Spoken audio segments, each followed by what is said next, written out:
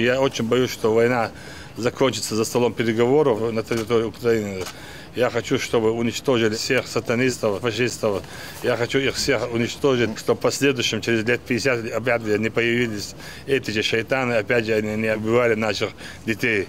И поэтому я очень прошу Всевышнего, чтобы нам дали возможность закончить эту войну, уничтожить полностью корни этих шайтанов. Поэтому я стараюсь побольше привлекать нашу молодежь всего Кавказа, России. Мы уже более 15 тысяч добровольцев отправили, больше 30 тысяч наших сотрудников отправили на территорию СВО.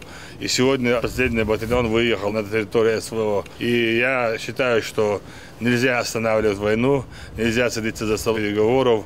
Но если не согласна Польша с нами, надо Польшу забрать, надо и другие государства забрать и навести там порядок. Порядок – это ценности людей сохранять. Они не говорят нам быть животными, даже хуже, чем животные нам предлагают быть.